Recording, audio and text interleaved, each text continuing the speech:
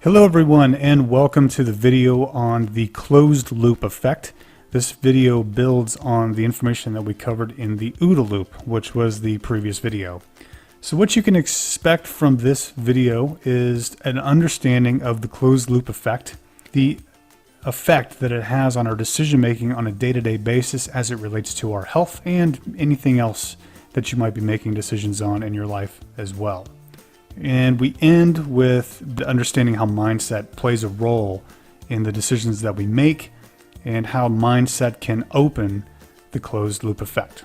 So let's go ahead and get started. We ended the OODA Loop video answering some questions about why it is that if we have a decision-making process like an OODA Loop, which we all use every day, why is it that we continue to make the wrong decisions about our health, and our health continues to deteriorate? We go on the roller coaster rides of losing weight and gaining it back, even though we think we're doing good things for our health. Even when you consider the fact that there are lots of people, lots of us that exercise, that try to do the right things, and still we wind up with health afflictions that we just can't understand, and we don't understand why we're having these problems despite our best efforts. We answered that by describing the closed loop effect and mindset. This video again is all about the closed loop effect. So let's go ahead and get started into what it is and how it works. If you remember from the OODA Loop video, we start the OODA Loop with observing, which is also known as gathering information. We typically get our information from the same constant information sources on a daily basis, which adds up to what we call propaganda. We're going to call all of this propaganda, but it includes things like TV, radio, advertisements of all different types, and the internet. And these are both solicited and unsolicited. Certainly, whenever we're talking about TV, radio, and advertisements, those are unsolicited sources of information. This is what we talked about in the OODA Loop video with information inundation, where we are being bombarded with all kinds of information from these sources. The internet is a bit of a trap because through these other pieces of propaganda, through TV, radio, and advertisements, that educates us with what kind of keyword search terms we search for on the internet. For example, if you wanted to lose weight, you would probably search for some sort of a diet plan, and of course you would get tons of Google hits coming back to you for different diet plans. Now, you've been taught to search for those types of keywords by the other areas of propaganda like TV and radio. Another piece of propaganda is scientific studies. We hear about this all the time, and many times they conflict. We get reports about, just as an example, red meat one day is good for you, the next day it's bad for you, or red wine is bad for you, and the next day it's good for you. And it's confusing, and it changes all the time. And then news reports. We see news reports in the health section of different news agencies constantly, and that is actually a form of unsolicited propaganda, giving you ideas about how to lose weight, or what pill to take, or what diet plan to go on, or what surgery even that we should be doing. Worse, that's also a place for pharmaceutical advertisements. Pharmaceutical advertisements are powerful, and the pharmaceutical industry, as we'll learn later, spends a lot of money on educating the public, unsolicited education to the public about the different types of medications that are available to essentially cover up the symptoms of ailments that we have. Other sources of information too are professionals, doctors, nutritionists, professional trainers, and the list goes on and on. And of course, these people are professionals, and we should listen to the information that they give us.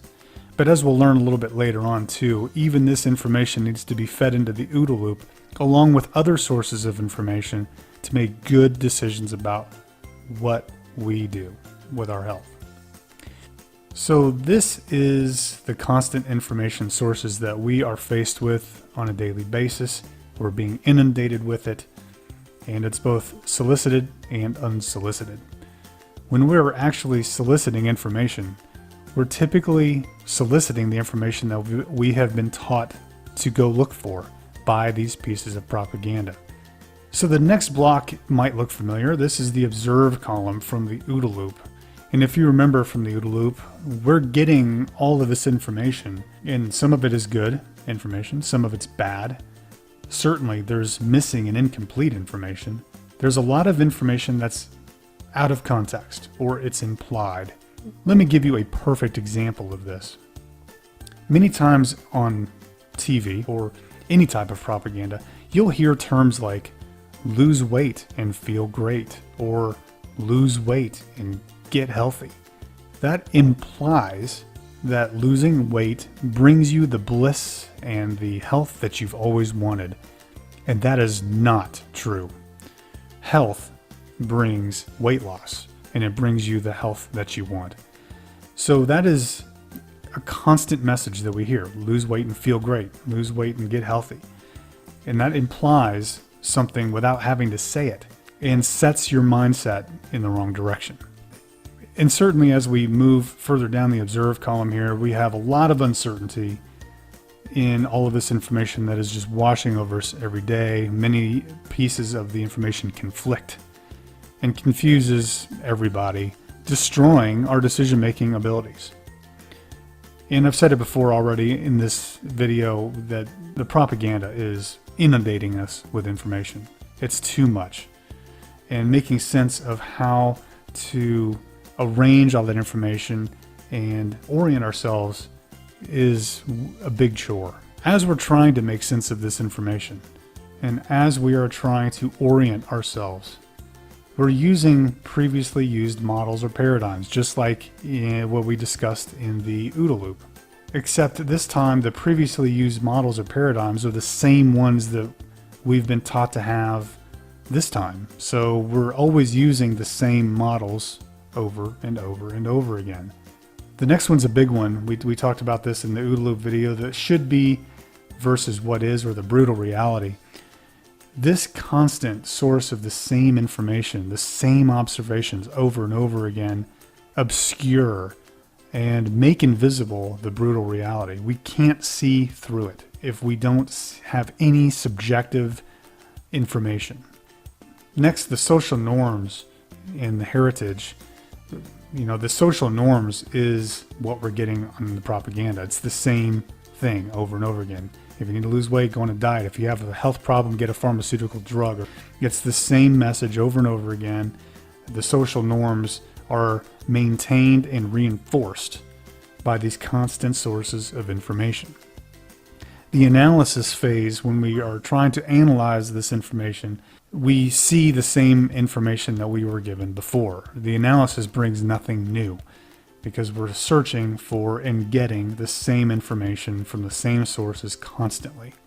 This all adds up to the closed loop effect. We're getting the same information, we're making the same observations, we're orienting ourselves the same way. So we make the same decisions, we have the same or similar actions, we have the same outcomes over and over and over again. The loop is closed. So when we consider the constant information sources of propaganda, our observations are inundated. We're getting all of this constantly. It's very difficult then to sift through the noise, to find out what's really true, to find out what's relevant to you, to relevant to all of us. The OODA Loop is completely closed off. We never get off the hamster wheel, and we're making the same decisions and the same outcomes. The status of our mindset in this condition is passive. We're being inundated with information. So we're not seeking anything new because we haven't been taught to seek anything new. It's just passive. We're just taking information constantly. This passive mindset teaches us to act in fear and avoidance. In other words, you fear that this medication may not work. You fear that this diet plan may not work. We fear that we won't have the mental fortitude to stay on this diet plan, which is completely unsustainable. Now, when we talk about acting in avoidance, what we're really talking about here is avoiding the foods or the things that you think are detracting you from reaching your health goals. In other words, if you're on a diet or you're trying to lose weight, you might avoid certain foods that you think add to your weight. Or if you have another health affliction of some kind, you might try avoiding certain foods to see if those foods are what's causing your problem. And so you eventually avoid your way down to nothing, or avoid yourself down to foods that you don't typically eat or foods that you may not typically like. So acting in avoidance is a difficult way to go with trying to improve your health. It's emotionally crippling because whenever you consider the fact that if you fall off the diet even for one day or anything along those lines, we have a tendency to feel bad about ourselves, or we think that we don't have any discipline. We have these feelings of failure and demise whenever we are unable to maintain a diet plan or unable to keep the weight off. This has a high degree of difficulty. So if you've ever looked at this situation, like it's so difficult to stay on a diet, or it's so difficult to stay on these medications, it's so hard to get well. And whenever it's very difficult like that, you're on the wrong path. This type of mindset also requires discipline and fortitude. You have to force yourself to try to get better. You have to force yourself to try to stay on your diet plan, or to keep going back to the doctor, or to continue to take these medications until you get better. That creates a failure paradigm. If our health deteriorates and things get completely out of control and we don't understand why, that's when we seek professional help. That's when we seek out diet plans.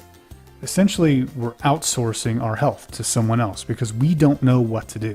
If we don't know what to do, that's when we go to the doctors, that's when we go to the dietitians, that's when we try to take out gym memberships and hope that the treadmill is what solves all of our problems. But even then, we're still in a passive mindset scenario. So what does all this mean?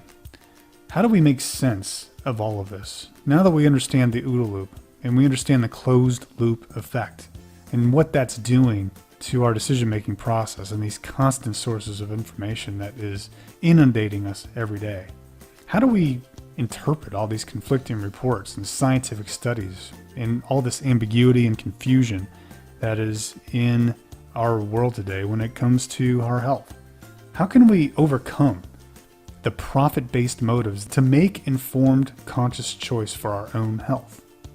Can we break this cycle? Can we get out of this same old solutions, same old problems paradigm? Can we have a renewed ownership of our own health without outsourcing it to anybody else? Why is it that we have a passive mindset? The answer, not so simply, is that we've been taught to have a passive mindset without your knowledge or consent. And it started the day you were able to begin understanding language whenever we were all children. This mindset can be undone, and that is exactly what we're going to be doing in the next video. Mindset has everything to do with how we make decisions. It has everything to do with breaking the closed loop effect. So stay with us. Head on over to the next video on beginning mindset, which is a fairly large series of videos because it's very in-depth, because it's pivotal to understanding how to break this cycle and take complete control of your health for the rest of your life. We'll see you over there.